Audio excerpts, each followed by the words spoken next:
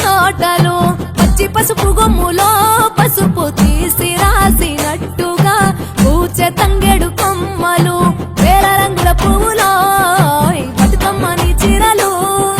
కోనేటిలో కలువలో గౌరమ్మని రవికలు ఎంతటి అందాల మహారాణివే నీ చుట్టూ పూలన్నీ చలికత్తెలే నిన్ను చూడాలని ముందుగా వచ్చిందే పువ్వు